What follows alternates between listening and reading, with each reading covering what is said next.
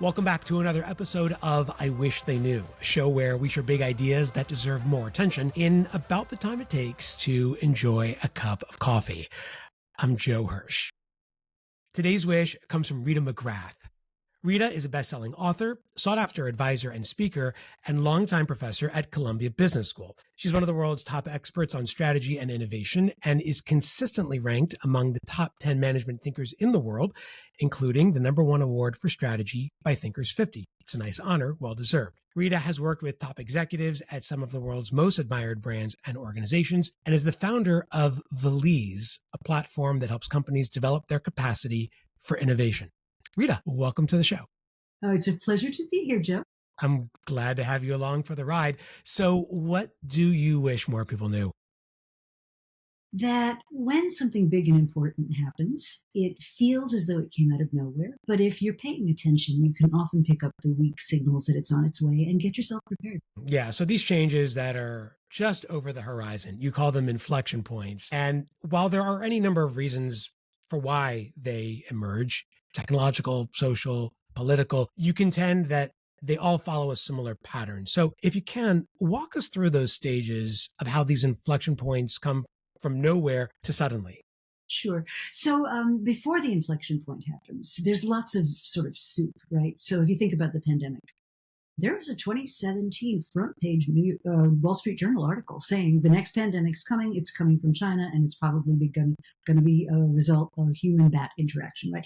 So before the inflection point happens, there's this sort of soup of stuff, right, which is hard to pick out the signal from the noise.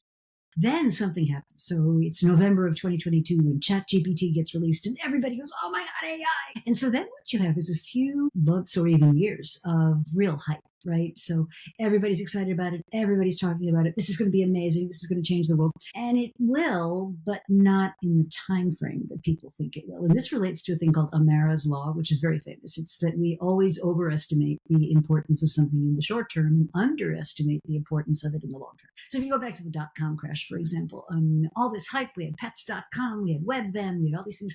Then you had the crash and everybody said, this internet thing, it's never going to amount to anything. But out of that hype cycle emerge a few companies which actually demonstrate that there's real value here, that there's something to be had.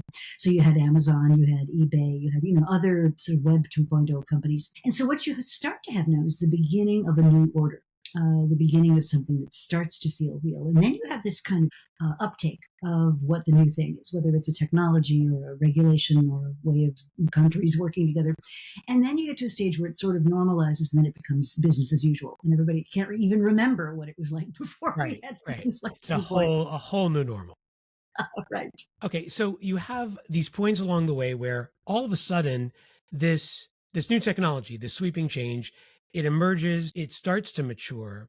And at this point, it's the job of the leader to try to see around the corner, which is the title of the book that we're going to be discussing today, Seeing Around Corners. So you argue that the people who are best positioned to spot these inflections, they're not necessarily the leaders in the boardrooms. It's other people in the organization, those on the edges, maybe a sales executive, maybe someone in R&D. But leaders, you contend, they lack the visibility to see around those corners. So if that's the case, how can they make sure that they're dialed into those outer edge individuals in the organization who can provide the information that matters when it matters most? So in the book, I provide some questions leaders can ask themselves. So one is, am I personally exposing myself to what's going on out there? So do I sit in on customer service calls? Do I actually visit the stores without telling people in advance I'm going to be there? Do I have a weekly luncheon with the scientists or other people from my forward-thinking community? So there's lots of ways that people can do it, but a lot of it involves taking time for things that don't seem to be productive in the moment, creating that space to kind of stare out the window and say, hey, what if? Because if you think about it, seeing around corners is an imaginative exercise. It's not an analytical exercise. It's not sitting down with a spreadsheet and saying, well, based on our projections for the last 40 years of oil consumption or something, here's what we think we should do. It's saying, here's what's possible. And if I can imagine it, then it's a possible future. And you need to make time for that. You need to give your brain time to kind of play with things a little bit. And it can be quite playful. So leading becomes almost a form of listening in this instance. Yeah, and if you think of the leaders of a lot of our most respected tech firms today, NVIDIA or Microsoft or some of the others, what we'll see is this very consistent pattern where they spend a lot of time listening to people. So Jensen Huang from NVIDIA has this very famous thing he does every Sunday night, which is like 5 important things that happen in the company, right? Which is a great way of getting feedback from the edges. Now, I've heard other folks talk about, well, what if the CEO said, I want you guys to identify every stupid thing we do in this company and how much better it would be if we stopped it. And just giving that permission as a leader to say, hey, let's stop doing stupid stuff, which is a phrase that the Build-A-Bear CEO, Sharon Price John, uses, which is every company accumulates stupid stuff. If we could stop doing that, we might actually uncover some very interesting realities. Yeah, in order to really detect those signals that you said at the outset, like they're sort of hiding in plain sight. And we can only really become attuned to them if we're willing to listen more closely to those who are paying closer attention or who are in better position to actually see and hear them as they start to emerge. Yeah, and if you think about it, right, it's pretty obvious. So there was a piece in the paper over the weekend saying that it's official. YouTube has now won the streaming wars. 21.5%, I think was the number, of viewing minutes on a television-like thing are now devoted to YouTube. And podcasts like this one are a big reason why. So what's happening now is people are actually charting their own path through this whole media landscape. I think that's a really strong early warning that the traditional gatekeepers are no longer going to be so. Yeah, that is an early warning detection signal, right? And you talk about that, sort of having an early warning system which will allow you as a leader to detect that. What are some of the other mechanisms that can be put into place to gather those insights? Is it merely a matter of looking back on past trends or looking ahead at future projections? How do leaders create the architecture? Well, I think the first thing you want to have sort of in your back pocket is a series of what I call time zero events. So a time zero event is the inflection point has happened, the moment has arrived, and now the whole world is scrambling to figure out what to do about it, right? But then what I recommend you do is put in place a system for working backward and saying, well, before that could happen, here are a bunch of things that need to be in place first. And then what you do is you have someone, and with AI, this has actually gotten exponentially easier. You have someone keep track of those leading indicators. And what you want to do is search for what I call the period of optimal warning. So not too late, because by the time the thing has happened, everybody knows it and there's no competitive advantage there. But you also don't want to move too early. I mean, General Magic invented an iPhone in 1985, but we didn't even have the internet yet. I mean, it was the right product, several decades Right too thing, late. wrong time. Right. So you don't want to do that, but you also don't want to leave it too late. So how do you commit yourself to making decisions in that period of optimal warning where you've still got the ability to change the outcomes, but it's not foregone what the conclusion is yet? And it's that picking a time zero event and working backwards. So the logical next question is, how do you find time zero events? And what I'd like to do is generate a couple of uncertainties. So let's take autonomous vehicles, right? So what are some uncertainties that would be important if you wanted to explore autonomous vehicles? Well, clearly one is, will the public accept these things, right? And will it happen fast or will it happen slowly? And another dimension might be, well, who are the winners going to be? Is it people that basically provide the software and the platforms for autonomy, or is it going to be the hardware makers because they actually have technical ability to protect their inventions?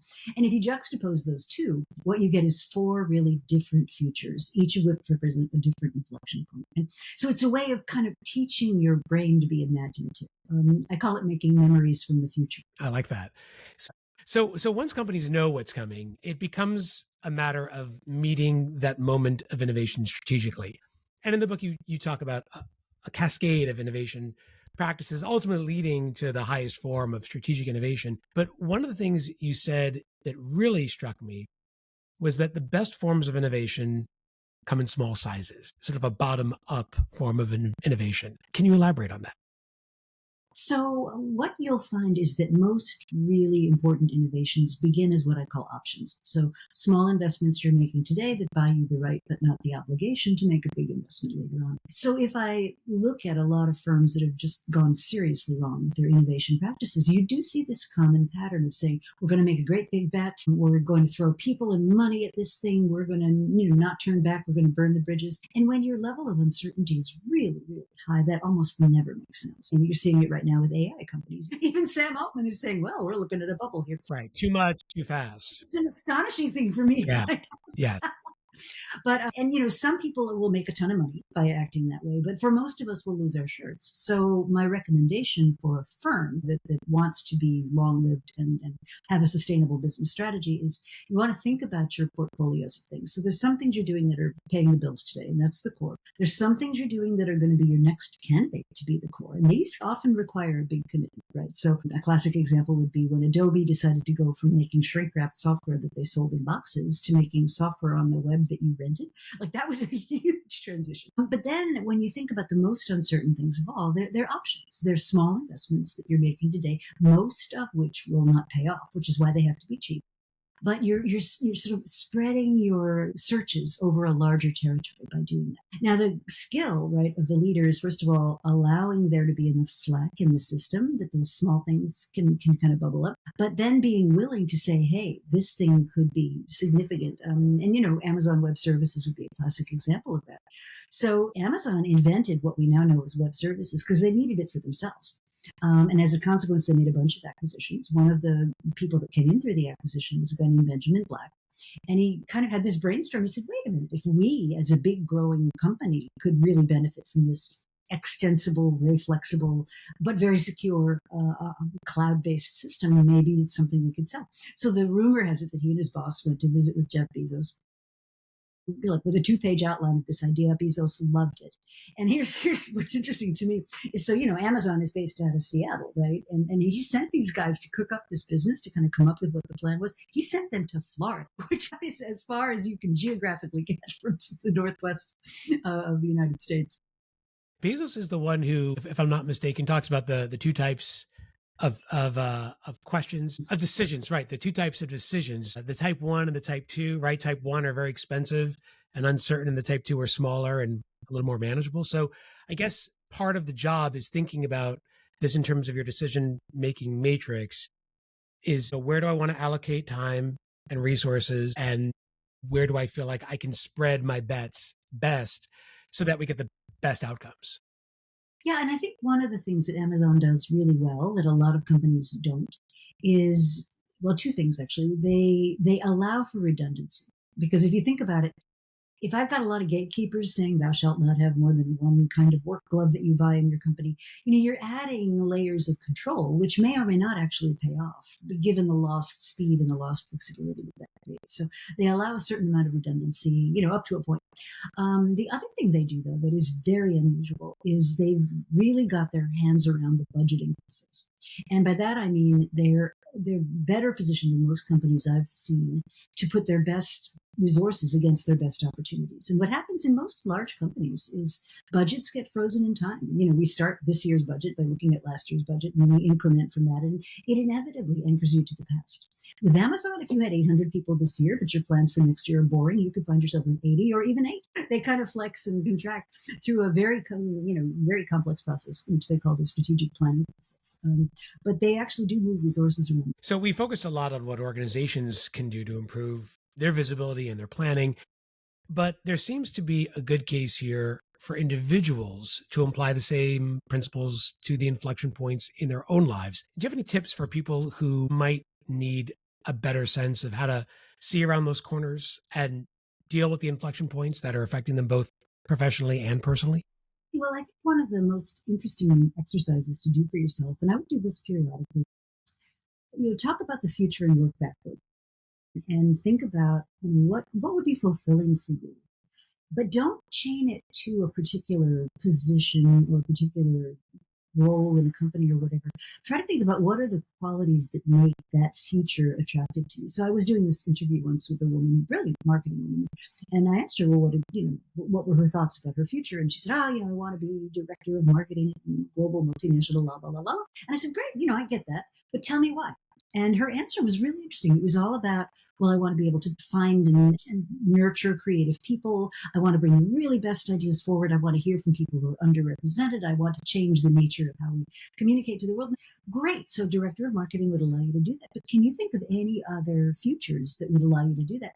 And by the end of our time together, we had a list of maybe 10 possible things that could meet what she really had a passion for, but put it in different kinds of boxes, right? So it could be consulting, it could, yes, indeed, be that marketing role, or it could be as a faculty member, it could be teaching. So my point is, it expands your range of possibilities. And I think what happens with a lot of people is we kind of sleepwalk. We sort of take each week or month or whatever as it comes, and then we have the occasional really big decision, who do I get married to, or do I move for this job or whatever? But we don't regularly sit down and say, hey, wait a minute, am I on a track I'm happy to be on? And what would good look like for me in 5 years or 10 years? And what would be fulfilling? What would I look back and be glad that I'd started on now? I think those are some of the ideas that I think people don't do enough. The book is Seeing Around Corners, and the author, and she's got some pretty good vision herself, is Rita McGrath. Rita, thanks for sharing your wish with us today. It's been a pleasure, Joe. Thanks so much for having me.